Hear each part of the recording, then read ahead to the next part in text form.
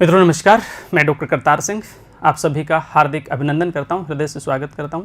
साथियों, आज हम बात करेंगे यूपी के बारे में। देखिए, उत्तर प्रदेश उच्चतर शिक्षा आयोग प्रयागराज पाठ्यक्रम प्रवक्ता संस्कृत, मतलब संस्कृत के प्रवक्ता के सिलेबस का आज हम विश्लेषण करेंगे।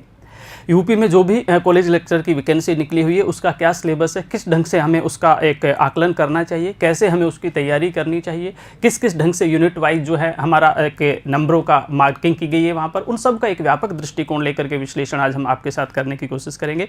आइए एक यूनिट को देखते हैं। सबसे पहली यूनिट की हम चर्चा करते हैं। इकाई 1, पहली इकाई वैदिक साहित्य से संबंधित हमारी इकाई है। हम भली भांति जानते हैं, जब हम इस लेवल पर आते हैं तो भली भांति हम परिचित है इस चीज़ से कि किस ढंग से हमें इसका आकलन करना है, कैसे हमें इसकी तैयारी करनी है, लेकिन एक यूनिट वाइज किस ढंग से आप इसकी रूपरेखा रणनीति बनाएंगे उसका एक व्यापक दृष्टिकोण आज हम आपके साथ शेयर करने की कोशिश करेंगे। आप सभी साथी अभी नेट की तैयारी करके आए हैं, नेट आप बिल्कुल आपने क्लियर किया है। बहुत से साथी आप में से PhD किए होंगे, रिसर्च वर्क आपने किया होगा। कोई नई चीज़ आपके लिए नहीं है, सारी चीज़ें केवल वही सिस्टमेटिक ढंग से। लेकिन फिर भी यदि किसी व्यक्ति के साथ आप जुड़ते हैं, ठीक है, किसी अनुभवी व्यक्ति के साथ आप जुड़ते हैं तो कुछ न कुछ नया निकल करके आता है। एक व्यापक दृष्टिकोण लेकर के आपको चलना है। वैदिक इकाई में सबसे पहले हम वैदिक साहित्य की इकाई में बात करेंगे। वेदों का काल है, चाहे वो मैक्स मुलर है, वेबर है, जैकोबी, बाल गंगाधर तिलक, एम मिंटरनिट्स, भारतीय परंपरागत विचार की हम बात करें। देखिए, एक सामान्य सी प्रक्रिया है, जो सिलेबस लिखा हुआ है एक सामान्य सी प्रक्रिया में हम और आप उसमें कुछ नया नहीं कर सकते, लेकिन हमारा जो पढ़ने का दृष्टिकोण है, हमारा पढ़ने का जो नज़रिया है, उसमें हम बदलाव कर सकते हैं, उसमें हम व्यापक दृष्टिकोण ले सकते हैं। कई बार ऐसी चीज़ें होती हैं कि भाई ठीक है, ये वेदों के काल की हम बात करेंगे, तो विभिन्न विद्वानों ने अपने अपने ढंग से वेदों के काल को निर्धारित करने की कोशिश की है।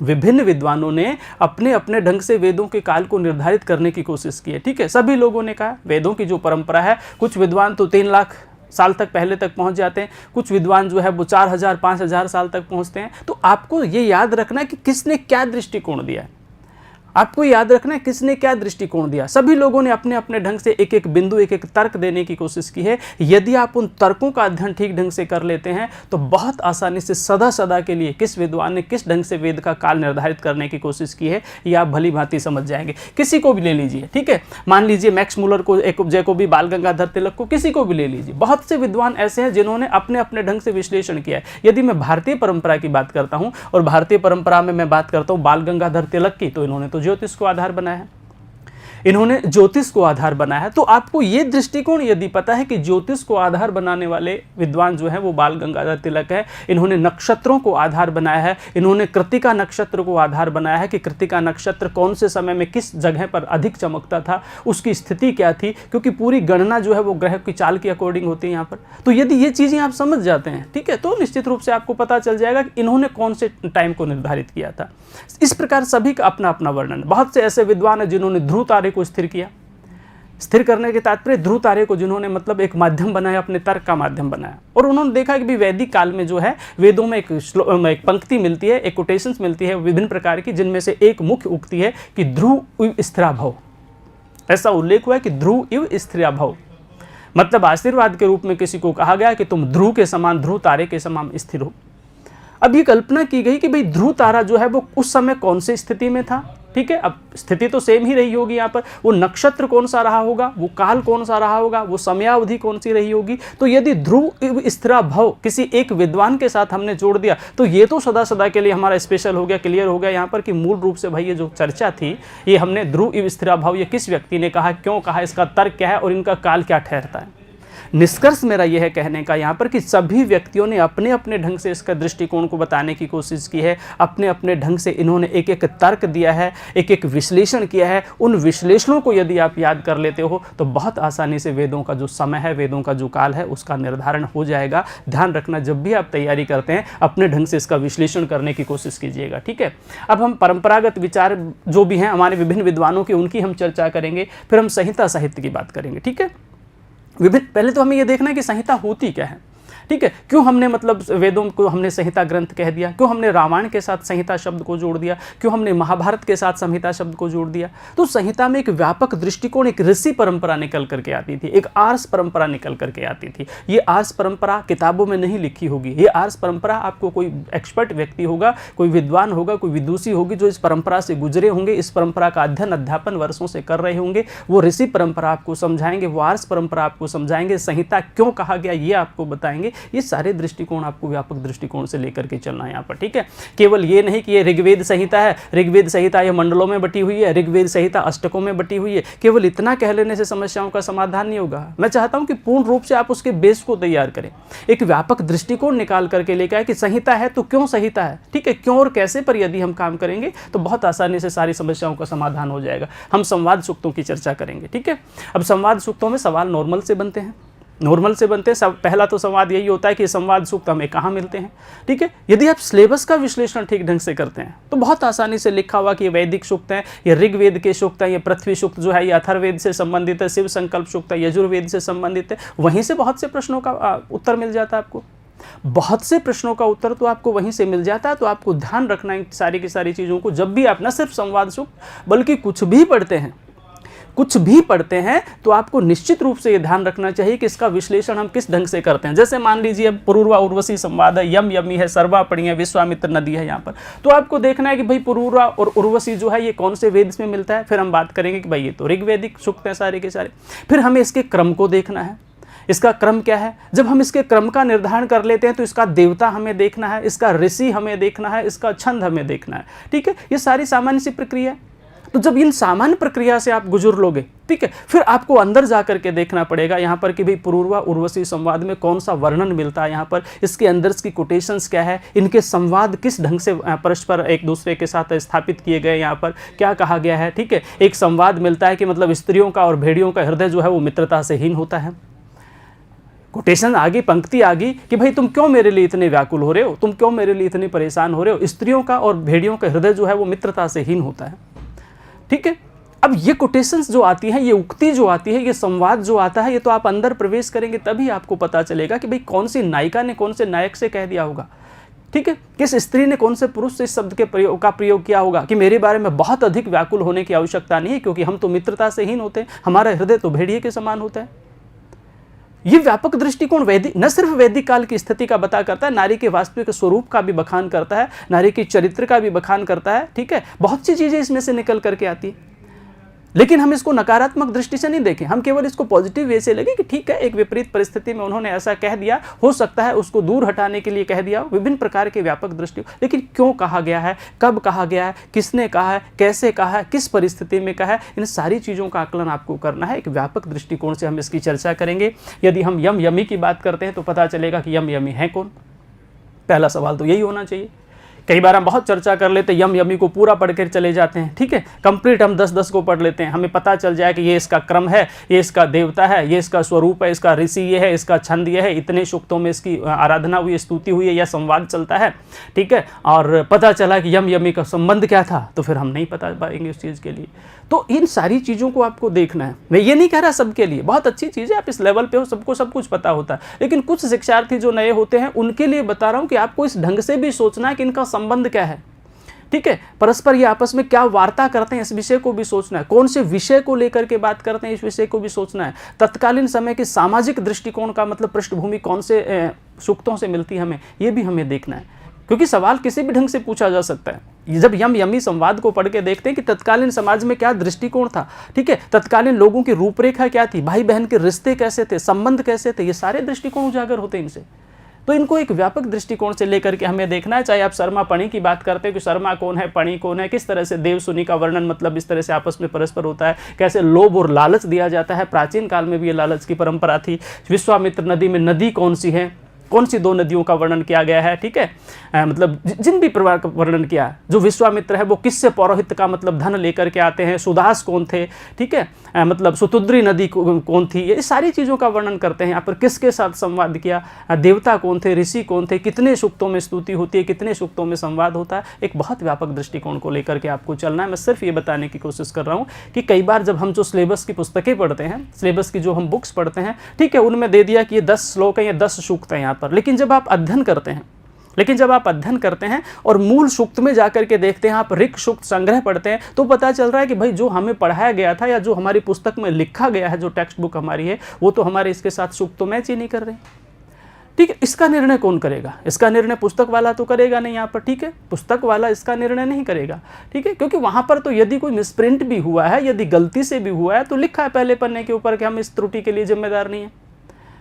आपके लिए रिसर्च करने के लिए जीवन दोबारा नहीं मिलता यहाँ पर। इसलिए मैं बार बार हर क्लास में मैं यही कहता हूँ कि आप अपने सिलेबस का आकलन खुद कीजिए, जो मूल विषय वस्तु उसको आप लीजिए, उसके साथ आप मैच कीजिए, टैली कीजिए, तब जाके समस्याओं का समाधान होगा। हम ब्राह्मण साहित्य की बात करेंगे, ब्राह्मण में क्या क्या आता है आपको ये देखना है, ठीक है। ब्राह्मण का प्रयोग कौन से लिंग के लिए किया जाता है ये आपको देखना है। कई बार हम क्या करते हैं कि पूरे ब्राह्मण साहित्य का अध्ययन कर लेते हैं, बहुत व्यापक ढंग से कर लिया, लेकिन सवाल पूछा कि ब्राह्मण शब्द किस लिंग में प्रयुक्त किया जाता है, ये पुल्लिंग में आता है या नपुंसक लिंग में आता है यहाँ पर। फिर इस सवाल का उत्तर तो हमें मिला ही नहीं कि भाई ये तो हमने सोचा ही नहीं।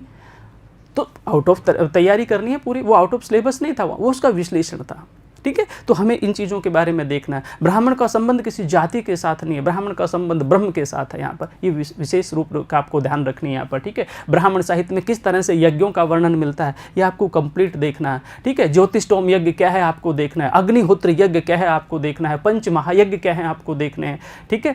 अमावस्या के दिन किए जाने वाले यज्ञ कौन से हैं, पूर्णिमा के दिन किए जाने वाले यज्ञ कौन से हैं, दार्सपौर्ण मास यज्ञ आपने कंप्लीट कर दिया, दर्श को होने वाले यज्ञ कौन से हैं, पूर्णिमा को होने वाले यज्ञ कौन से हैं, 3 और 3 मिलाकर कौन से 6 यज्ञ जो हैं वो दर्शपौर्ण मास के अंतर्गत आते हैं, ठीक है। उसकी जो अंतिम आहुति होती है वो प्रतिपदा यानी एकादशी के दिन होती है, ठीक है, या एकम प्रथम तिथि के दिन होती है, एकम जिसको हम बोलते हैं, ठीक है, उसके दिन होती है, या पूर्णिमा और अमावस्या को दिन होती है। ये तो सब चीज़ें तब पता चलेंगी जब आप इसके अंदर प्रवेश करेंगे। कुछ चीज़ें ऐसी होती हैं जो पुस्तकों में मिलेंगी, लेकिन कुछ चीज़ें ऐसी होती हैं जो पुस्तकों में नहीं मिलेंगी। आपको अध्ययन करना ही पड़ेगा, आपको किसी व्यक्ति के संपर्क में आना ही पड़ेगा, किसी अनुभवी व्यक्ति के साथ आपको बैठना ही पड़ेगा, ठीक है। और मूल विषय वस्तु जो कंटेंट है उसमें आपको ध्यान देना ही देना पड़ेगा यहाँ पर, ठीक है। सारी पुस्तकें अच्छी हैं, मैं विरोध नहीं करता, लेकिन मूल विषय वस्तु तो आपको कहीं ना कहीं टेक्स्ट बुक के साथ मैच करनी है। इन सारी चीज़ों का व्यापक दृष्टिकोण हम करेंगे। अरण्यक क्यों कहा गया, ठीक है, अरण्यों में कौन लिखते थे। हमने कहा कि जो अरण्य में लिखे जाते थे हम उनको हम अरण्य कहते हैं। भाई कौन होते थे अरण्यों में, क्या वो ऋषि होते थे, ठीक है, या फिर वो आश्रम जो अपना गृहस्थ आश्रम पूरा हो जाता, जो वनवासी हो जाते थे वो लोग लिखते थे। यहाँ पर चिंतन तो करना पड़ेगा ना, अरण्य क्या थे, अरण्य में किस चीज़ का वर्णन किया गया, कौन सा अनुभव ये लोग इकट्ठा करते थे, इस अनुभव को कब लोग ये बांटते थे, संन्यास की प्रवृत्ति में क्या करते थे, सारी चीज़ों का विश्लेषण आपको करना पड़ेगा, ठीक है। वेदांगों की यदि हम बात कर रहे हैं तो वेदांग हैं क्या, वेदांग हैं क्या, ठीक है, वेदों का अंग है यहाँ पर। अब वेदों के अंग बनाने की आवश्यकता क्यों पड़ गई, क्या वेदों में समाहित नहीं हो पा रही थी सारी की सारी चीज़ें, हमें अलग से वेदांग की परिकल्पना करनी पड़ी। वेद और वेदांग में कितने समय का अंतराल रहता है, शिक्षा, कल्प, निरुक्त, व्याकरण, ज्योतिष, छंद का विषय क्या है, ठीक है। क्यों हमने इनको वेदांग की मतलब रूपरेखा में समाहित कर दिया, क्यों हमने इनको वेद पुरुष के अंग के रूप में स्वीकार कर दिया, मुखम व्याकरण स्मृतम हमने क्यों कह दिया, ठीक है, छंद पादो तो वेदस हमने क्यों कह दिया यहाँ पर। ये सारी चीज़ें आपका विश्लेषण करना विश्लेषण का विषय है। मैं सिर्फ और सिर्फ आज के क्लास में ये बताने की कोशिश कर रहा हूँ कि आप अपने ढंग से इनका निर्णय कीजिए, अपने ढंग से। पुस्तकों में जो लिखा है वो सब सही हो सकता है, सब कुछ सही हो सकता है, लेकिन मूल टेक्स्ट बुक के साथ आपको मिलान करना है यहाँ पर। उसके बाद रूपरेखा आपको बनानी है, रणनीति आपको तैयार करनी है, व्यूह रचना आपको खुद तैयार करनी है। कंटेंट कहीं से भी आप ले सकते हो, लेकिन विषय वस्तु और रूपरेखा तो आपकी ही होनी चाहिए। इस तरह से हम वैदिक इकाई की चर्चा कर रहे थे। वैदिक इकाई के बाद यदि हम इकाई 2 की बात करें तो वैदिक साहित्य के विशिष्ट अध्ययन की अभी बात करेंगे। अब हमें ये देखना है कि ये कोई विशिष्ट अध्ययन और ये लौकिक अध्ययन जो सामान्य अध्ययन, ये कोई आप अलग अलग थोड़ी करेंगे। भाई जब आपने वेद का अध्ययन कर लिया यहाँ पर तो विशिष्ट अध्ययन उसमें अलग थोड़ी करेंगे, ठीक है। ये इकाई बना दी, इकाई बना दी, इसमें कुछ व्यापक दृष्टिकोण होगा, उसमें से कुछ सामान्य क्वेश्चन पूछ लेंगे, लेकिन आपको तो अलग अलग करना नहीं है। आपको तो उस विशिष्ट को भी वहीं लेके चलना है, सामान्य को भी वहीं लेके चलना है। आपको अध्ययन ही जब विशिष्ट का करना है, ठीक है, जब आप इस इकाई का अध्ययन कर लेंगे विशिष्ट इकाई का, तो सामान्य अध्ययन तो अपने आप ही क्लियर हो जाएगा। जब आप कंप्लीट अध्ययन कर लेंगे अग्नि सूक्त 1.1 का यहाँ पर, ठीक है, आप कंप्लीट अध्ययन कर लेंगे तो अग्नि के स्वरूप के बारे में जो सामान्य अध्ययन होगा वो तो पता चल ही जाएगा, ठीक है। अग्नि देवता है, ऋग्वेद के प्रथम देवता है अग्नि, ठीक है, 1.1 अर्थात पहले मंडल के पहले देवता है अग्नि। तो ये आपको ध्यान रखना है कि पहला देवता कौन है, पहला सूक्त कौन सा है, अंतिम सूक्त कौन सा है, ठीक है। संज्ञान सूक्त में किस चीज़ का वर्णन किया गया है, अग्नि सूक्त में किस चीज़ का वर्णन किया गया है, ठीक है। प्रभाव की दृष्टि से अग्नि कितने नंबर पर आता है, क्रम की दृष्टि से अग्नि कितने नंबर पर आता है, अलग अलग सवाल बनते हैं। प्रभाव की दृष्टि से देखें तो अग्नि का दूसरा स्थान आ रहा है, क्योंकि कंप्लीट जो है 250 सूक्तों में तो अकेले इंद्र ने अपनी स्तुति करवा ली। इंद्र जो सबसे बड़े स्वर्ग के देवता हैं, अकेले 250 सूक्तों में तो लगभग 1000 सूक्त सारे मिलते हैं, 1000 समथिंग, उसमें से अकेले 250 सूक्तों में तो इंद्र ने अपनी स्तुति करवा ली, तो 1 नंबर पर हो गए इंद्र, ठीक है। अग्नि की 200 सूक्तों में स्तुति हुई है तो अग्नि दूसरे नंबर पर हो गई प्रभाव की दृष्टि से। लेकिन यदि क्रम की दृष्टि से देखें तो अग्नि 1.1 अर्थात पहले मंडल का पहला देवता है यहाँ पर। तो सवाल बनता है पहले मंडल का पहला देवता कौन सा है, क्रम की दृष्टि उनकी अलग होगी यहाँ पर। इन चीज़ों का एक व्यापक दृष्टिकोण करना। और मैंने कहा कि जब आप इसका विश्लेषण कर लेते हैं तो आपको पता है कि ये सारे तो कहाँ से लिए गए भाई, ऋग्वेद से लिए गए। अलग ही लिखा, ये शुक्ल यजुर्वेद का शिव संकल्प सूक्त है, ठीक है। उसके बाद प्रजापति ये सूक्त है, अथर्ववेद से राष्ट्रावृद्धन। तो ये कहाँ से लिया गया, ये तो सवाल ही पैदा नहीं होता। यदि आप विश्लेषण ठीक ढंग से कर लेते हैं तो ये तो विषय ही नहीं बनता कहाँ से लिया गया है। तो इन चीज़ों को आपको ठीक ढंग से सिलेबस का आकलन करना है, आपको खुद ही पता चल जाएगा। अब शिव संकल्प सूक्त की हम बात करें, तन में मन शिव संकल्पमस्तु, आपको देखना है कि भाई ये यजुर्वेद से लिया गया, तो यजुर्वेद के कौन से पार्ट से लिया गया, ये शुक्ल यजुर्वेद का पार्ट है कि कृष्ण यजुर्वेद का पार्ट है, देखना है आपको, अध्ययन करना है। इस ढंग से आपको अध्ययन करना है। नए शिक्षार्थियों के लिए बता रहा हूँ, पुराने तो जानते हैं भली भांति। जो नए शिक्षार्थी, इसमें आपको देखना है, फिर ये देखना कि ये मतलब यजुर्वेद का पार्ट है या शुक्ल यजुर्वेद का पार्ट है या कृष्ण यजुर्वेद का पार्ट है, कौन से अध्याय के रूप में हम इसको स्वीकार करते हैं। कि यजुर्वेद के विभिन्न अध्याय जो है उनको हम विभिन्न नामों से जानते हैं, विभिन्न नामों से जानते हैं। भाई 40वें अध्याय को हम क्या कहते हैं आपको देखना है, 34वें अध्याय को हम क्या कहते हैं आपको देखना है। सारी चीज़ों की चर्चा आपको करनी है, अपने ढंग से इसका विश्लेषण करना है। तात्पर्य यह है कि विशिष्ट अध्ययन जो होता है उसमें सामान्य अध्ययन की पूर्ति अपने आप हो जाती है। तो आपको एक ही लेवल में लेकर के तैयारी व्यापक ढंग से करनी है, तो सामान्य प्रक्रिया अपने आप ही पूरी हो जाएगी, ठीक है। दूसरी अध्याय की हम बात कर रहे थे। ब्राह्मण साहित्य की चर्चा मैं ऑलरेडी कर चुका हूँ। ब्राह्मण साहित्य में क्या क्या आएगा, इनका प्रतिपाद्य विषय क्या होता है, ब्रह्म के स्वरूप की हम चर्चा करते हैं, विभिन्न प्रकार के यज्ञ विधान की हम चर्चा करते हैं, पंच महायज्ञों की बात करते हैं, उपनिषद साहित्य की हम बात करते हैं, कौन कौन से उपनिषद हैं। सवाल बनता है, ठीक है, उपनिषद हैं क्या, उपनिषद में धातु कौन सी है, शब्द कौन सा है, व्युत्पत्ति के आधार पर आपको तैयारी करनी है। फिर गुरुओं के समक्ष सामान्य रूप से बैठ करके, आंखों के समक्ष बैठ करके व्यक्ति अपना अध्ययन करता था, शिक्षार्थी। उपनिषद थे, उपनिषद कितने बताए गए हैं इनके बारे में आपको ध्यान करना है। शंकराचार्य ने कितने उपनिषदों पर भाष्य लिखे ये आपको ध्यान रखना है। भाष्य क्या होता है ये आपको ध्यान रखना है। जो मूल 10 उपनिषद हैं, ठीक है, जिनका बहुत अधिक प्रचलन है, उनमें से वो कौन से लिए गए हैं, वो कहाँ से लिए गए हैं, उनकी विषय वस्तु क्या है, उनमें संवाद मिलते हैं तो वो कौन से उपनिषद का पार्ट है, ठीक है। यदि जाबाली की कथा मिलती है तो कौन से उपनिषद की पार्ट है यहाँ पर। यदि ऐत्रेय उपनिषद है तो वो किस वेद से संबंध रहा होगा। अब आपको कुछ चीजें ऐसी फैक्ट हैं, आप याद कर लीजिए। ऐत्रेय का संबंध है वो ऋग्वेद के काल से ही रहा है। ऐत्रेय जो थे, ऋषि जो थे, वो ऋग्वेद से काल से ही उनका संबंध रहा, इसलिए ऐत्रेय का जो संबंध मिलेगा वो ऋग्वेद से ही मिलेगा। ऐसी बहुत सी चीजें हैं याद करने की। यदि एक बार आप याद कर लेते तो आपको सोचने की आवश्यकता नहीं है, ठीक है। शुक्ल यजुर्वेद से कौन सी उपनिषद है, कृष्ण यजुर्वेद से कम से कम जो आपके सिलेबस का पार्ट है वो तो आपको ध्यान ही रखना है।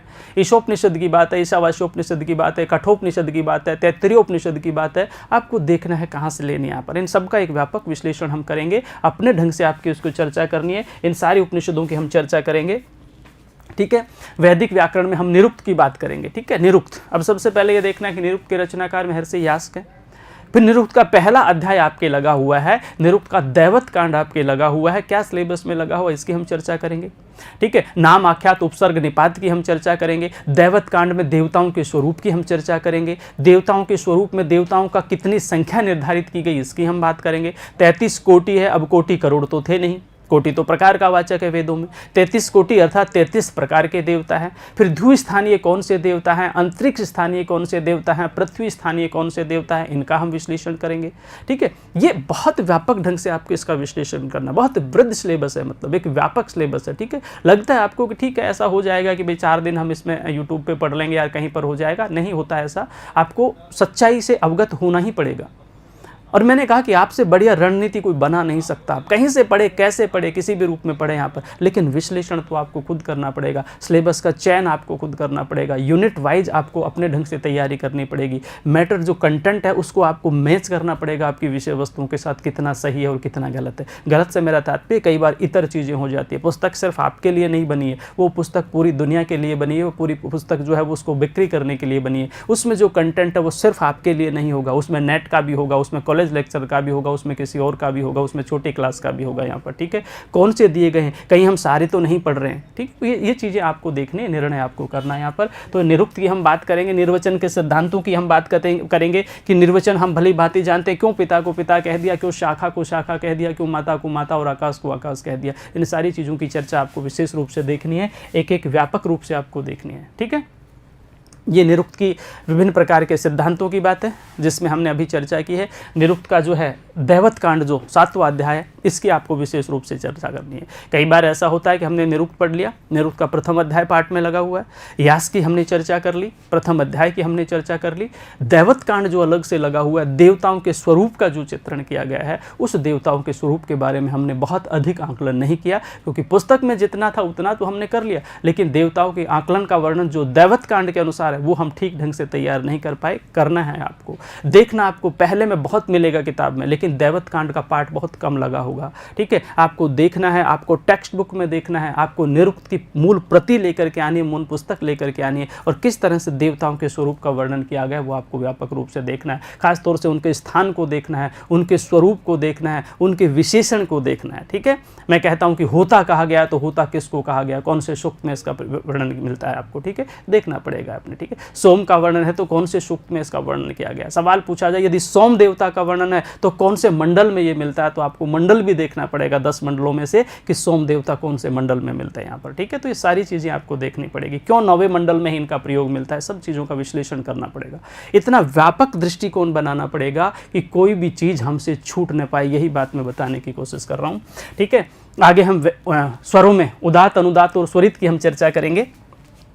उदात हम नॉर्मली पढ़ लेते हैं, उच्चैर उदात, नीचैर उदात, समाहार स्वरित पढ़ लेंगे, कोई दिक्कत नहीं यहाँ पर। ठीक है, इनमें कौन से चिन्हों का प्रयोग क्या आपको ध्यान रखना है। ठीक है, उच्चारण की दृष्टि से आपको ध्यान रखना है, क्यों किसी उसमें चिन्ह नहीं लगाया गया ये भी आपका विश्लेषण करना है। ठीक है, पढ़ लेंगे, लेकिन आपको ज्ञान तो ये भी होना चाहिए कि क्यों मतलब स्वरों में चिन्ह नहीं लगाया गया, क्यों किसी 2 प्रकार के स्वरों में ही चिन्ह लगा दिया गया, किसी एक में चिन्ह क्यों नहीं लगाया गया, हम चर्चा करेंगे यहाँ पर। क्यों खड़ी रेखा का प्रयोग किया गया किसी के ऊपर, क्यों पड़ी रेखा का प्रयोग किया गया किसी के नीचे, यहाँ पर इसके पीछे वैज्ञानिक फैक्ट काम करते हैं, इसके पीछे भाषा विज्ञान काम करती है, इसके पीछे बलाघात काम करता है। ठीक है, बहुत सी चीजें इसमें व्याकरण की दृष्टि से, इन सारी चीजों का निर्णय आपको करना है। केवल और केवल याद कर लेने से, रट लेने से समस्याओं का समाधान नहीं होगा, व्यापक रूप से प्रैक्टिकल करके आपको देखना है, तब जाके समस्याओं का समाधान हो पाएगा। वैदिक व्याख्या पद्धति प्राचीन ढंग से कैसे थी और नवीन ढंग से कैसी थी, इन सब का विश्लेषण आपको अपने ढंग से व्यापक रूप से करना है। इकाई 3 में हम दर्शन की बात करेंगे, प्रमुख भारतीय दर्शनों के सामान्य परिचय की बात करेंगे। सबसे पहले तो आपको ये देखना है कि भाई दर्शन होता क्या है। ठीक है, दर्शन का स्वरूप क्या है आप ये देखेंगे। यहाँ पर केवल व्युत्पत्ति से, दृश्य धातु से बना ये प्रत्यय लग करके इस पर समाधान नहीं होगा। हमें देखना है कि दर्शन का स्वरूप क्या है। क्या दर्शन को अध्यात्म के साथ जोड़ा गया है, क्या दर्शन को ब्रह्म ज्ञान के साथ जोड़ा गया है। ठीक है, ये फिलोसफी किस चीज़ की फिलोसफी काम करती है।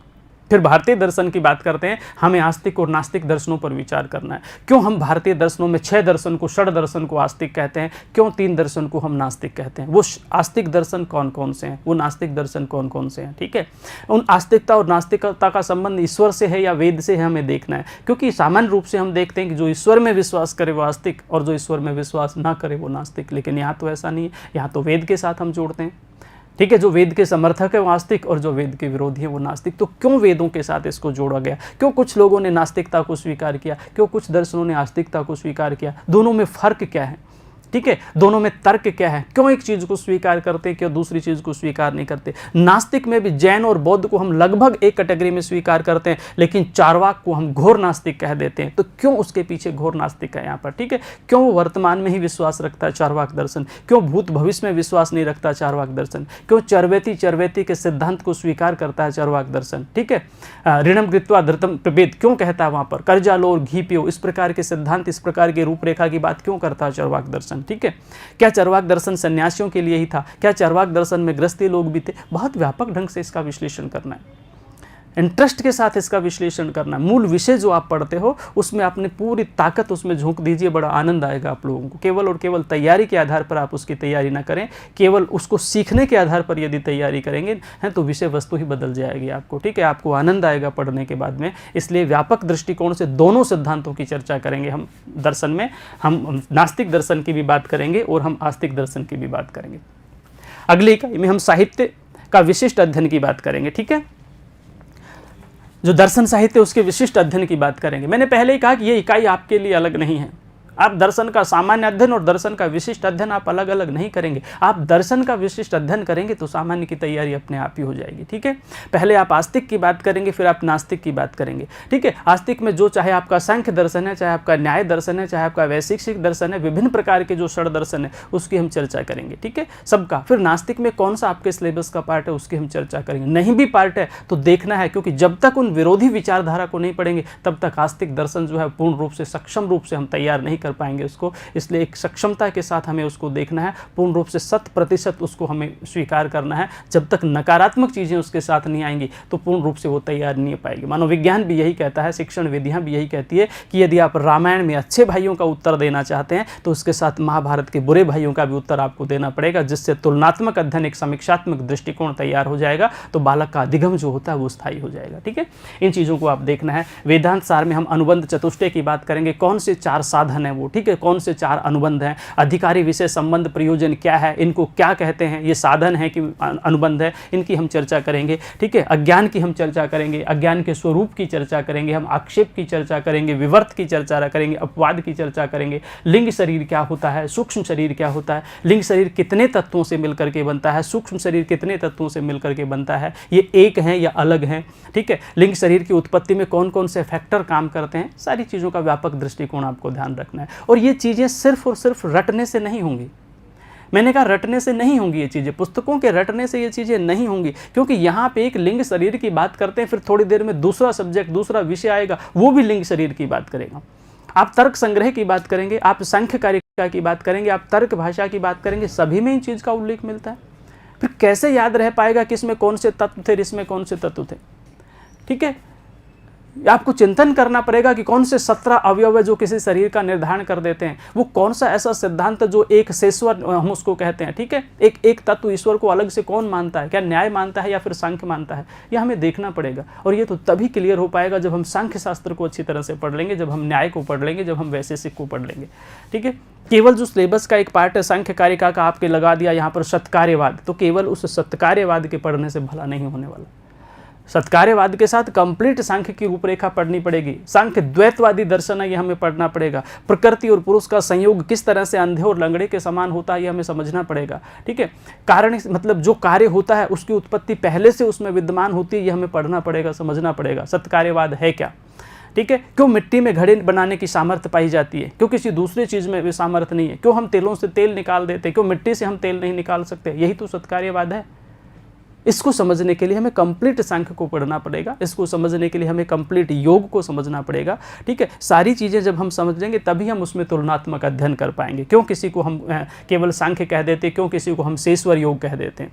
एक तत्व 18वां किस में अधिक है। ठीक है, 25 तत्व कौन मानता है, 3 प्रमाण कौन मानता है, 4 प्रमाण कौन मानता है, उपमान किन के लिए है। ठीक है, ये सारी चीज़ें आपको चिंतन करना पड़ेगा। ये जो विशिष्ट अध्ययन है, और जब ये विशिष्ट अध्ययन है तो सामान्य प्रक्रिया अपने आप ही क्लियर हो जाएगी। ठीक है, इसी प्रकार हम पतंजलि के योग की बात करते हैं, बादरायण के ब्रह्म विश्व, ये सारी की सारी जो चीज़ें हैं यहाँ पर, इनका हम विशिष्ट अध्ययन ऑलरेडी दर्शन में करेंगे, सारी चीज़ों की हम चर्चा करेंगे। हम लोंगाक्षी भास्कर के अर्थ संग्रह की बात करेंगे यहाँ पर। तो अर्थ संग्रह में मूल रूप से टफ पुस्तक है, बहुत कम सिलेबस का पार्ट होती है, और कुछ चीज़ें ऐसी होती है जो आप ऑलरेडी पढ़ चुके होते हैं। लेकिन अर्थ संग्रह जो है, ब्रह्मसूत्र जो है, ठीक है, ये बहुत कम लोगों ने पढ़ा होता है यहाँ पर। और ब्रह्मसूत्र तो पढ़ने के लिए आपको एक बहुत व्यापक दृष्टिकोण चाहिए, बहुत व्यापक दृष्टिकोण चाहिए, क्योंकि जो ब्रह्मसूत्र आप जब पढ़ते हैं, बादरायण का ब्रह्मसूत्र, इस पर जो शंकर भाष्य लिखा गया है, वो शंकर भाष्य तो मूल ब्रह्मसूत्र से भी अधिक टफ हो गया। जो शंकर भाष्य था वो तो मूल ब्रह्मसूत्र से भी अधिक टफ हो गया यहाँ पर। ठीक है, अधिक कठिन हो गया यहाँ पर। तो आपको देखना पड़ेगा कि कहना क्या चाहते हैं, ब्रह्मसूत्र में ब्रह्म का स्वरूप क्या है। एक एक शब्द जो है, एक एक जो छोटे छोटे जो वर्ड है, उनके माध्यम से बड़ी बड़ी व्याख्या की जा सकती है 10-10 पेज की। तो क्या कहना चाहते हैं, इस विषय वस्तु को आप केवल पुस्तकों के माध्यम से नहीं समझ सकते। ठीक है, एक एक शब्द आपको देखना है, एक एक व्यापक दृष्टिकोण आपको देखना है, इनका सबका एक व्यापक दृष्टिकोण लेके चलेंगे, फिर मैंने कहा कि सामान्य प्रक्रिया जो है वो अपने आप ही उसमें क्लियर हो जाती है। अगली इकाई यदि हम व्याकरण और भाषा विज्ञान की बात करते हैं, सामान्य इकाई है, इसमें बहुत ज़्यादा कुछ कहना नहीं है, सिर्फ और सिर्फ आपको व्याकरण के बारे में देखना है, इसकी व्युत्पत्ति देखनी है किसी भी शब्द की। ये सामान्य प्रक्रिया, कारक प्रकरण वगैरह है, हम देख लेंगे। हाँ, कारक प्रकरण पे एक चीज़ जरूर देखना है कि ये देख लेना कि ये पार्ट किसका है, ये लघु सिद्धांत कौमुदी के अनुसार है या सिद्धांत कौमुदी या मध्य सिद्धांत, क्योंकि थोड़ा जो है वेरिएशन आपको दिखाई देगा, परिवर्तन आपको दिखाई देगा। तो सिलेबस में जो है उसी के अकॉर्डिंग आपको तैयारी करनी है। अगर सिद्धांत है तो सिद्धांत कौमुदी की मूल टेक्स्ट बुक से ही आपको देखना है। और यदि लघु सिद्धांत कौमुदी है तो सामान्य प्रक्रिया कहीं भी पुस्तकें आपको मिल जाएंगी, उसके आधार पर आप तैयारी करेंगे। अपने अपने स्टेट में जहाँ भी आप देखते हैं मूल रूप से पुस्तकें मिलती हैं, लगभग उसी के सिलेबस को बेस बना के तैयार की जाती है, लेकिन फिर भी एक बार आप उसको चेक कर लीजिएगा। भाषा विज्ञान की बात करें, भाषा कैसे निर्माण होता है, भाषा की लिपि क्या है, कौन सी लिपि से हमारी भाषा संबद्ध है, ठीक है, पूरा जो विश्व है, पूरा जो दुनिया है वो कितने भागों में बटी हुई है, कितने परिवारों में बटी हुई है, ठीक है। खास तौर से हमें भारोपीय परिवार का अध्ययन करना है। भारोपीय परिवार में सतम और केंटुम वर्ग है, उनकी हमें चर्चा करनी है, ठीक है। और कंप्लीट हमारे देश की तो कम से कम जो भाषा, चाहे वो साउथ की है चाहे उत्तर भारत की है, वो कौन कौन से वर्गों में बटी हुई है, ठीक है। बलाघात क्या होता है, स्वर क्या है, व्यंजन क्या है, स्पर्श क्या है यहाँ पर, ठीक है, ईषत स्पृष्ट क्या है, विवर्त क्या है, इन सारी चीज़ों को भी हमें देखना है व्याकरण के साथ, उधर से भाषा विज्ञान को भी इसके साथ हमें टच करना है।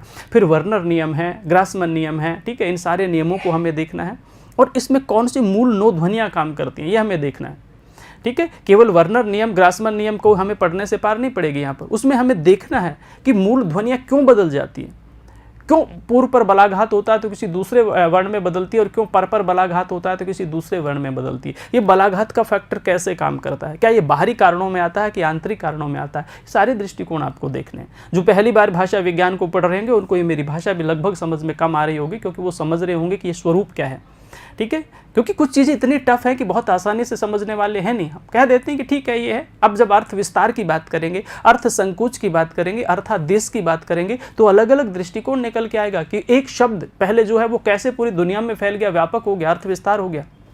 पहले जो सबके लिए प्रयुक्त किया जाता, आज वो क्यों एक मृग जो शब्द है वो क्यों हिरण पर आकर के रुक गया, क्यों अर्थादेश हो गया। असुर शब्द पहले किसी और के लिए प्रयुक्त किया जाता था और आज किसी और के लिए प्रयुक्त किया जा रहा है, क्यों अर्थादेश हो गया, क्यों अर्थ में परिवर्तन हो गया, इसके पीछे क्या फैक्टर काम करते हैं, कौन से कारक काम करते हैं, इसके पीछे सारी चीज़ें आपको देखनी पड़ेंगी, ठीक है। तो ये व्यापक दृष्टिकोण आप देख लेंगे, भाषा परिवर्तन के कारण है, ये सामान्य सी प्रक्रिया है। व्याकरण की जो चीज़ें हैं यहाँ पर नेक्स्ट इकाई में व्याकरण का विशिष्ट अध्ययन, ये आप भली भांति कर लेंगे, चाहे आप वो कारक की बात है, चाहे आप वो सिद्धांतों की बात है, संधि समास उपसर्ग की बात है, मूल प्रवृत्ति की बात है, ये नॉर्मल प्रक्रिया है, ठीक है। जैसे आप करते हैं उसी आधार पर आप इसकी तैयारी करेंगे, जो मूल रूप से हम इसकी चर्चा करते हैं। विभिन्न प्रकार के प्रत्ययों की हम बात करेंगे, विभिन्न प्रकार के प्रत्ययों की, हम तिगंत प्रत्ययों की भी बात करेंगे, हम स्त्री प्रत्ययों की भी चर्चा करेंगे, हम तद्धित प्रत्ययों की भी बात करेंगे। लेकिन मूल रूप से देखें तो तद्धित जो प्रत्यय होते हैं, ठीक है, और जो कृत प्रत्यय होते हैं उन्हीं की रूपरेखा होती है। भाई जो कृत प्रत्यय होते हैं वो धातुओं के बाद लगते हैं, जो तद्धित प्रत्यय होते हैं वो शब्दों के बाद लगते हैं, ठीक है। तो मूल विषय हम देखें तो कृत और तद्धित का ही विषय है। फिर उसमें से यदि कोई पार्ट निकल करके आता है, यदि कोई स्त्री प्रत्यय की चर्चा होती है, तो पहले तो हमें ये देखना है कि पार्ट किसका है, पहले तो हमें ये देखना है कि स्त्री प्रत्यय जो किससे संबंध है, किसको देखना है, फिर हम स्त्री प्रत्यय में टाप गीप गेस गेन की हम चर्चा करेंगे यहाँ पर, ठीक है। तो ये तो नॉर्मल सी व्याकरण की चीज़ है, इसमें बहुत ज़्यादा कुछ समझने की आवश्यकता नहीं है, ठीक है। स्त्री प्रत्यय लघु सिद्धांत कौमुदी के आधार पर हम चर्चा कर रहे हैं, ये जरूर आपको देखना है यहाँ पर। इसी प्रकार कारक प्रकरण सिद्धांत कौमुदी के आधार में चर्चा कर रहा था, ठीक है। ये लघु सिद्धांत कौमुदी है, सिद्धांत कौमुदी है, ठीक है। तो जब सिद्धांत कौमुदी में कारक प्रकरण को आप पढ़ के देखेंगे, लघु सिद्धांत कौमुदी में कारक प्रकरण को पढ़ करके देखेंगे, थोड़ा सा अंतर आपको दिखाई देगा, ठीक है। और जब पुस्तक में आप पढ़ के देखेंगे तो वो लघु पर आधारित है या मध्य पर आधारित है, इसका निर्णय आपको करना है। यहाँ पर ये देखना है कि मूल विषय वस्तु इसमें जो बताई गई वो है भी, या फिर जो प्रचलन में है, जो लघु सिद्धांत कौमुदी आम कक्षाओं में पढ़ाई जाती है, कहीं उसी को तो आधार नहीं बना दिया। क्योंकि हमें लघु सिद्धांत कौमुदी को नहीं पढ़ना, हमें जो आधार बनाना है वो सिद्धांत कौमुदी को आधार बनाना, साफ सुथरे शब्दों में लिखा हुआ है, ये बात विशेष रूप से आपको देखनी है। इसी प्रकार विभिन्न प्रकार के पदों की हम चर्चा करते हैं, ठीक है। विभिन्न प्रकार के पदों की हम चर्चा करेंगे, जैसे परस्मयी और आत्मनेपदी, नॉर्मल सी प्रक्रिया, इसमें बहुत ज़्यादा कुछ समझना नहीं है। महाभाष्य की हम बात करेंगे। अब महाभाष्य में देखना कि कृति किसकी है, पतंजलि की कृति है, किस में बटी हुई है, आन्निकों में बटी हुई है, कितने आन्निकों में बटी हुई है, 84 या 85 आन्निकों में बटी हुई है। आन्निक हैं क्या, पसपस आन्निक जो प्रथम आन्निक है वो भूमिका भाग है, उसमें किस चीज़ का वर्णन किया गया है, टोटल आन्निकों में किस चीज़ का वर्णन किया गया है, इतने ही आन्निकों में क्यों बांटा गया है यहाँ पर, ठीक है। ये सारी चीज़ों का विश्लेषण आपको करना है। केवल इतना कह देने से कि पतंजलि का महाभाष्य हो गया, पूर्ण रूप से समस्याओं का समाधान नहीं हो सकता। व्यापक दृष्टिकोण लेकर के चलना है। वाक्यपदियम के ब्रह्मकांड को हम पढ़ेंगे। स्फोटवाद क्या है, स्फोटवाद आपके तब समझ में आएगा जब आप भाषा के स्वरूप को समझ पाएंगे, जब आप भाषा विज्ञान को समझ पाएंगे, आप भाषा के स्वरूप को समझ पाएंगे, ठीक है, कि वैखरी वाणी क्या होती है। ये जब तक आपको समझ में नहीं आएगा, स्फोट ध्वनि का कैसे होता है, पारिभाषिक शब्द कैसे निकलते हैं, ये जब तक समझ में नहीं आएगा तब तक स्फोटवाद का अध्ययन आप कैसे कर लेंगे। केवल पुस्तक को पढ़ने से कि ये स्फोटवाद होता है, इस तरह से अचानक भाषा की उत्पत्ति हो जाती है, स्फोटवाद तो समझ में नहीं आएगा, क्योंकि वो ब्रह्मकांड है, ठीक है। वाक्यपदियम जो है अपना उसका ब्रह्मकांड है। ब्रह्मकांड अपने आप में बहुत महत्वपूर्ण, क्योंकि पहला जो कांड होता है या पहला जो अध्याय होता है वो बहुत महत्वपूर्ण होता है। कंप्लीट विश्व में उसकी झलक दिखाई देती है यहाँ पर, ठीक है। जो आपकी पुस्तक में कितने अध्याय में क्या वर्णन किया गया, उसकी सारी रूपरेखा की झलक आपको प्रथम कांड में, प्रथम सिलेबस में, प्रथम उच्छ्वास में, पहले अंक में दिखाई देती है। इसलिए अधिकांश जो होता है विषय वस्तु वो पहले अंक की लगी होती है, चाहे वो नाटक हो, चाहे वो उपन्यास हो, या फिर कोई और कृति हो, कथा हो, ठीक है। तो ये हमें देखना है। इस स्फोट को समझने के लिए हमें पूरी भाषा विज्ञान को पढ़ना पड़ेगा, भाषा के स्वरूप को समझना पड़ेगा, वैखरी को समझना पड़ेगा, स्फोट को समझना पड़ेगा, किस तरह से उत्पत्ति होती है, ठीक है। उच्चारण स्थलों को समझना पड़ेगा, ध्वनि के विभिन्न सिद्धांतों की हम चर्चा करेंगे। आगे जो है संस्कृत साहित्य, काव्यशास्त्र, छंद परिचय, निम्नलिखित का सामान्य परिचय। देखिए ये बहुत चीज़ें हैं यहाँ पर, बहुत महत्वपूर्ण चीज़ें यहाँ पर। और ये जो कुछ नॉर्मल चीज़ें हैं, कुछ नॉर्मल चीज़ें, जैसे आप कालिदास की बात करेंगे, विशाख दत्त, भारवी, माघर्ष, ये प्राचीन कवि आसानी से मिल जाएंगे, आसानी से इसका चीज़ें जो है उपलब्ध हो जाएंगी, ठीक है। और ये चीज़ें रटी भी पड़ी हैं आप लोगों को कि ठीक है ये कालिदास की कृति है, भास की कृति है और ये एक चीज़ है। लेकिन कुछ नए जो लोग हैं, कुछ जो नए लोग हैं, जैसे अंबिकादास व्यास की बात करते हैं हम, पंडिता क्षमाराव की हम बात करते हैं, वीर राघवन है, श्रीधर, ये जो नए लोग हैं, ठीक है। हालांकि संस्कृत में इनका पुराना नाम चल रहा है, लेकिन कम से कम कालिदास सर के तो प्रवृत्ति दिखाई देते। इनकी कृतियाँ कौन सी हैं, इनकी रचनाएं कौन सी है, इनका जीवन परिचय है बहुत कम उपलब्ध होता है, ठीक है। अलग अलग वेरिएशन इसमें दिखाई देता है जो पुस्तकें मिलती है उसमें से। तो बहुत इंपॉर्टेंट बिंदु है, ये आपको अलग लेकर के जाएंगे, क्योंकि जो सामान्य प्रक्रिया है वो तो सब लोग पढ़ेंगे, लेकिन कुछ फैक्ट जो हैं वो आपको जो भिन्न करेंगे, आपको जो अलग करेंगे, वो अर्वाचीन साहित्य से करेंगे, वो नई चीज़ों से करेंगे, आपकी शैली से करेंगे, आपकी सोच से करेंगे, किस ढंग से आप उसका विश्लेषण करते हैं। इस बिंदु पर, इस टॉपिक पर आपको विशेष रूप से ध्यान रखना है। काव्यशास्त्र के विभिन्न संप्रदायों की हम चर्चा करेंगे, विभिन्न संप्रदायों की, जो भी आपके संप्रदाय हैं, चाहे वो ध्वनि संप्रदाय है, चाहे वो रीति संप्रदाय है, चाहे वो अक्रोक्ति संप्रदाय है, अलग अलग सारे संप्रदायों की चर्चा करेंगे, तुलनात्मक रूप से चर्चा करेंगे। केवल चर्चा नहीं करेंगे बल्कि तुलनात्मक रूप से उनकी हम चर्चा करेंगे, सारी चीज़ों को एक एक विश्लेषण करके देखेंगे। पाश्चात्य काव्यशास्त्र में अरस्तु, लोंजाइन और क्रोचो की हम बात करेंगे कि अरस्तु के सिद्धांत क्या थे, अरस्तु की मूल विषय वस्तु क्या थी, कौन कौन से सिद्धांतों का वर्णन उन्होंने किया, क्रोचे क्या कहना चाहते थे, लोंजाइन्स का उदात्त तत्व क्या था, इन सारी चीज़ों की हम चर्चा करेंगे। उदात्त क्या है, ठीक है, क्या शेक्सपियर ने जैसे सबलाइम कह दिया, क्या वही चीज़ है यहाँ पर, उसमें औदात्य कैसे आता है, ठीक है। जिस प्रकार ध्वनि में आचार्य आनंदवर्धन ने ध्वनि में कह दिया कि मतलब वो लावण्यम एवं अंगनासु, ठीक है, कि नारी के सौंदर्य से भिन्न जो लावण्य दिखाई देता है वो उसका मतलब क्या होता है, कहीं न कहीं उसमें मूल रूप से एक ध्वनि का भाव दिखाई देता है। ठीक उसी प्रकार से उदात्त तत्व जो होता है उसकी मूल विषय वस्तु से इतर जो एक मूल श्रेष्ठ एक मक्खन नवनीत निकल करके आता है वो उदात्त तत्व होता है। तो क्यों कह दिया गया इसको उदात्त तत्व, क्या भारतीय परंपरा में ऐसा तत्व हमें देखने को मिलता है, उन सब का एक तुलनात्मक, एक समीक्षात्मक दृष्टिकोण से हम इनकी चर्चा करेंगे। आपको इसी ढंग से इसकी तैयारी करनी है।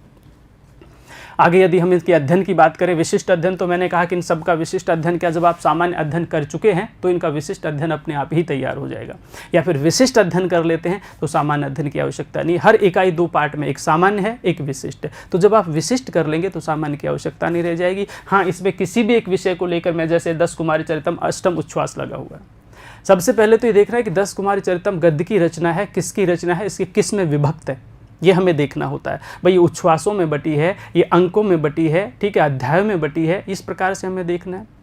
फिर जब हम बात करें कि अष्टम उच्छ्वास लगा हुआ है, भाई 8वां उच्छ्वास लगा हुआ है 10 कुमारी चरितम दंडी के, तो केवल 8वें उच्छ्वास का अध्ययन करने से मूल समस्याओं का समाधान नहीं होने वाला।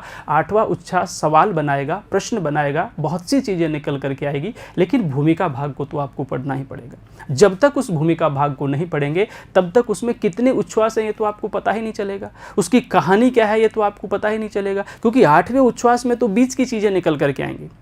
अष्टम उच्छ्वास जो लगा हुआ है उसमें तो 10 कुमारी चरितम की बीच की स्टोरी निकल के आएगी, आगे 7 उच्छ्वास तो पहले रह चुके होंगे। तो 7 उच्छ्वासों की रूपरेखा जब समझ में नहीं आएगी तो अचानक जो कहानी हमारे सामने उपस्थित होती है पैराशूट से, कैसे समझ में आएगी वो सारी की सारी चीज़ें। तो कम से कम ज़्यादा नहीं तो हिंदी में तो उसकी रूपरेखा को आपको समझना ही पड़ेगा, ठीक है, संस्कृत का छोड़ दीजिए, परंतु हिंदी में तो उसका विश्लेषण आपको करना पड़ेगा। तो जब इन 7 उच्छ्वासों की कहानी हमारे समझ में आएगी, फिर 8वें उच्छ्वास पे हम जो संस्कृत में क्या लिखा हुआ है, कौन से पात्र हैं, कौन से राजकुमार हैं, कितने राजकुमार हैं, कहाँ बिछड़े थे, कैसे मिले, उन सबका चित्रण हमारे समझ में आ जाएगा। जब रूपरेखा समझ में आ जाएगी तो अपने आप ही प्रश्न बन जाएंगे। जब 7 उच्छ्वासों में हमें यही नहीं पता कि राजवाहन कौन था, या दूसरा पात्र कौन था, या राजा का कौन सा बच्चा है, मंत्री का कौन सा बेटा, ये सारी चीज़ें आपको समझनी पड़ेंगी, ठीक है।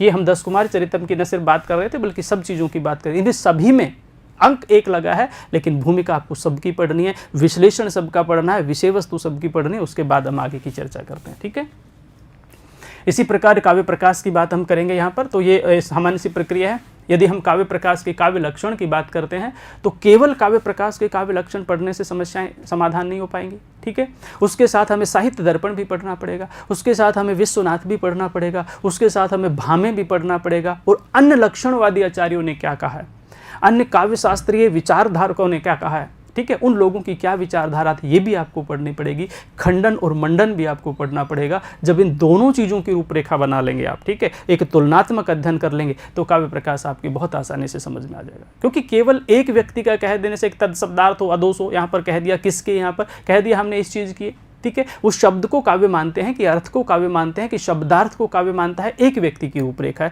फिर दूसरा उस पर क्या तर्क देता है, वो खंडन करता है कि मंडन करता है, वो समर्थन करता है कि विरोध करता है, परवर्ती आचार्य क्या कहते हैं, सबकी रूपरेखा साथ लेके करनी पड़ेगी, तभी मूल रूप से स्थिति क्लियर हो पाएगी। केवल एक काव्य प्रकाश पढ़ लेने से, केवल एक मम्मट की विचारधारा पढ़ लेने से, या फिर केवल एक विश्वनाथ की विचारधारा पढ़ लेने से काव्य प्रकाश या शास्त्रीय ग्रंथ जो है इसके लक्षण पूरे नहीं होंगे। तो इसको तुलनात्मक रूप से सबको लेकर के चलना है, क्योंकि किसके सवाल केवल मम्मट का लगा दिया तो मम्मट से ये भी पूछा जाएगा कि इसका खंडन फिर किसने किया। ठीक है, विश्वनाथ ने इसके बारे में क्या कहा। तो ये सारी चीज़ें हमें साथ लेकर के चलनी पड़ेगी, आपको ध्यान रखना है इन चीज़ों, चाहे वो शब्द की बात है, अलंकार की बात है, किसी भी रूप की बात है यहाँ पर। ठीक है, इसी प्रकार है ध्वन्यालोक की वक्रोक्ति, भरतनाट्यम, 10 रूपम, छंद पर, ये सारी की सारी चीज़ें। अब ध्वन्यालोक जो है ये आपको पढ़ना है कि ध्वन्यालोक में मूल है भाई किस में बटा है, ये उद्योत में बटा है, ये फिर ये निश्वास में बटा है, ये अध्याय में बटा है, ये अंकों में बटा है, पहले ये देखना है। फिर ध्वन्यालोक में ध्वनि क्या है ये आपको देखनी है। जैसे मैं अभी बात कर रहा था लावण्य मंगनासु, वो शब्द शक्ति के माध्यम से प्रकट होती है या फिर किसी अन्य रूप से प्रकट होती है। यदि लावण्य में अंगनासु कहते हैं तो फिर उसका तो स्वरूप ही बदल जाएगा यहाँ पर। ठीक है, आनंदवर्धन की रूपरेखा क्या है ये आपको देखनी है। ठीक है, वक्रोक्ति जीवितम में क्या कहा गया है, प्रथम उन्वेष लगाया यहाँ पर, लेकिन कुंतक कहना क्या चाहते हैं, कुंतक वक्रोक्ति किसे कहते हैं। कुंतक ने जिसे वक्रोक्ति कहा, अन्य आचार्यों ने उसको क्या नाम दिया, वामन उसके बारे में क्या रूपरेखा रखते हैं यहाँ पर, भामे उसके बारे में क्या विचारधारा रखते हैं यहाँ पर। तो केवल मैंने कहा कि केवल एक व्यक्ति की पढ़ लेने से विचारधारा वो समान नहीं निकलता। ठीक है, यदि काव्य शास्त्रीय लक्षणों को आपको आधार बनाना है, यदि काव्य शास्त्रीय ग्रंथ का अध्ययन करना है हमें मूल रूप से, तो उसके साथ तुलनात्मक रूप से वो सारी चीज़ें हमें देखनी पड़ेगी, तब जाके समाधान हो जाएगा। छंद की सामान्य सी प्रक्रिया है, भली भांति हम जान लेंगे इसमें। उसी के बाद में पुराण, इतिहास और धर्मशास्त्र की बात है। ठीक है, तो ये सामान्य सी प्रक्रिया है, चाहे रामायण है, महाभारत है, ये नॉर्मल सी प्रक्रिया है। यहाँ पर ये जो सवाल पूछे जाते हैं उन्हीं की चर्चा करेंगे, लेकिन आपको ध्यान रखना है कि रामायण है भाई 24,000 श्लोक है, तो चतुर्विंशति साहसी उसको कहा गया है। इसमें अंगी रस कौन सा है, प्रधान रस कौन सा है, नायक कौन है, नायिका कौन है। चूँकि रामायण महाभारत है तो सामान्य सी प्रक्रिया आप जानते हैं। यहाँ पर आख्यान किससे संबंधित है। ठीक है, अब कोई भी एक आख्यान पूछ लिया और आपको पता है कि भाई ये शकुंतला आख्यान कहाँ से लिया गया, तो भाई जो शकुंतला है वो तो रामायण की पात्र तो थी ही नहीं, रामायण के काल में तो थी ही नहीं। शकुंतला का जो वर्णन मिलता है तो वो तो कहीं ना कहीं महाभारत के पात्रों के साथ मिलता है। ठीक है, तो फिर ये हमें देखना है कि कौन सा पात्र है, किसके साथ संबंधित है। समय का आधार यदि हम बना लेंगे, समय का निर्धारण यदि हम कर लेंगे, तो मूल रूप से मुझे लगता है कि हम धीरे धीरे उस लिंक तक पहुंच जाएंगे, उस वस्तुस्थिति तक पहुंच जाएंगे। ऐसे क्यों रामायण को मतलब चतुर्विंशति सहस्त्री कह दिया, महाभारत को क्यों हम शतसहस्त्री कहते हैं, 1,00,000 श्लोक क्या सच में पहले से ही थे। 3 टुकड़े जो हमने जय भारत और महाभारत बताए, इसमें परिमाण क्या था, इसमें जय में कितने श्लोक थे, भारत में कितने श्लोक थे, महाभारत में कितने श्लोक थे। सच में क्या विद्वान जय भारत और महाभारत की रूपरेखा स्वीकार भी करते हैं, कुछ लोग जय को स्वीकार ही नहीं करते, काल्पनिक मानते हैं। कौन ऐसे लोग हैं जो जय को काल्पनिक मानते हैं, सारी चीज़ें आपको देखनी पड़ेगी, सारी चीज़ें देखनी पड़ेगी, इतर देखनी पड़ेंगी जो पुस्तकों में है, उससे इतर, उससे भिन्न हमें व्यापक दृष्टिकोण लगा के देखना पड़ेगा, तब जाके इन समस्याओं का समाधान होगा। चाहे हम पुराण की बात करें, अर्थशास्त्र की बात करें, लिपि की बात करें, लिपि के सिद्धांतों की बात करें, विभिन्न प्रकार से ये सारे व्यापक दृष्टिकोण हमें लेकर के चलना पड़ेगा। 10वीं में हम कौटिल्य के अर्थशास्त्र, मनुस्मृति और यागम स्मृति की बात करते हैं। कौटिल्य अर्थशास्त्र में हमें विभिन्न दृष्टिकोण लेकर के चलने पड़ेंगे।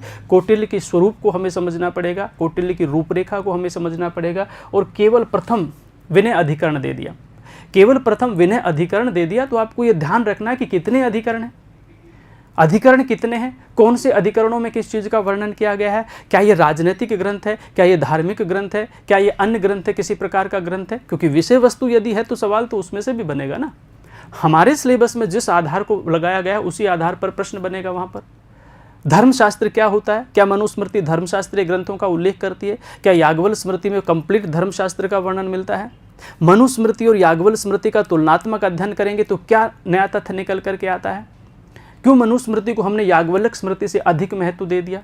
कंप्लीट जो हमारे विधि विधान, जो हमारे कर्मकांड हो रहे हैं, क्या वर्तमान समय में हमारे संस्कार मनुस्मृति के ही नज़दीक क्यों हैं?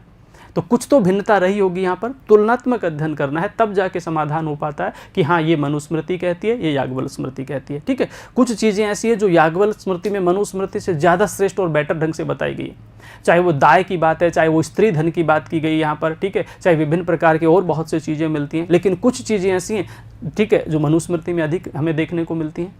चीज़ें वही हैं, धर्मशास्त्र वही है, लेकिन व्यापक दृष्टिकोण तुलनात्मक रूप से हमें देखना है कि कौन सी यहाँ ज़्यादा बेटर है, कौन सी वहाँ ज़्यादा बेटर है। व्यवहार अध्याय का हम वर्णन करेंगे। ठीक है, उसके बाद हम लिपि की बात करेंगे। तो विभिन्न प्रकार की लिपियाँ हैं कि कौन सी लिपि किससे संबंधित है, अभिलेख किससे संबंधित है, अभिलेखों के संसाधन क्या थे, अभिलेखों को जो बेस था वो क्या होता था, क्या पहले पत्थर पर ही लिखे जाते थे या उससे पहले कोई और भी थी, ताम्रपत्र पर कब से हमने लिखना प्रारंभ किया, ठीक है, शिला पट्टिकाओं पर किससे हमने लिखना प्रारंभ किया, संस्कृत की ऐसी कौन सी प्रशस्ति है जो मतलब कंप्लीट पत्थरों पर लिखी गई है, कौन से राजा की है, किस काल की है, ठीक है, लिपि का उद्भव कहाँ से होता है, यदि ब्रह्मी लिपि है या कुटिल लिपि है या फिर अन्य कोई लिपि है तो ये लिपि कहाँ से विकसित हुई, इन सारी चीज़ों के बारे में एक विश्लेषण अध्ययन करना है। नॉर्मल चीज़ें यहाँ पर आज की इस क्लास में, आज के इस स्वरूप में मैं केवल और केवल बताने की कोशिश आपको कर रहा हूँ।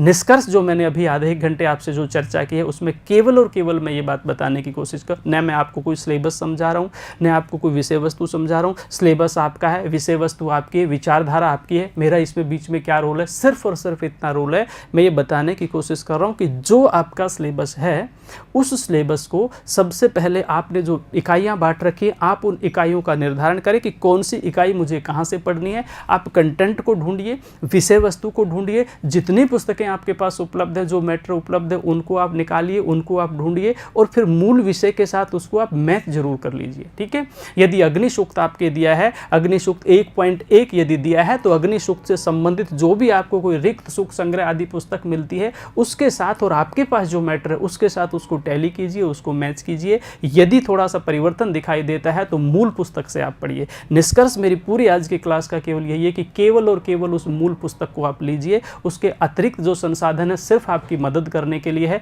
कंटेंट आपके पास यदि ओरिजिनल होगा तो बहुत आसानी से आप उन चीज़ों को देख लेंगे। ठीक है, यदि एक अध्याय लगा है, एक अंक लगा है, एक उच्छ्वास लगा है तो उसकी भूमिका को कंप्लीट पढ़िए, पूरी कहानी को उसके पढ़िए, पात्र उसमें कितने हैं उनको सबको पढ़िए। कई बार ऐसा होता है कि एक ही अंक हमारे लगा है लेकिन जो पात्र हैं वो 4 पात्र आगे निकल करके आते हैं। अब चूंकि वो रचना उस कालिदास की है, ठीक है, इसलिए कालिदास से संबंधित जो सवाल बनेगा तो वो तीसरे अंक के पात्र के बारे में भी पूछ लिया जाएगा यहाँ पर। ठीक है, विवाद का विषय नहीं है, लोग अपने अपने ढंग से चिंतन करते हैं लेकिन पहले ऐसा हुआ है, इसलिए मूल रूपरेखा आप जरूर कीजिए। विषय वस्तु वही है, सिलेबस वही है, कंटेंट वही है, आपको अपना दृष्टिकोण लगाना है, आपको अपनी रूपरेखा करनी है। ठीक है, अपने ढंग से यदि आप समझेंगे तो मुझे लगता है कि बहुत आसानी से आपकी तैयारी हो जाएगी। तो आज के इस क्लास में इतना ही। आप सब मेरे साथ जुड़े इसके लिए आपका पुनः एक बार हार्दिक अभिनंदन, हृदय से आभार, धन्यवाद, शुभकामनाएं।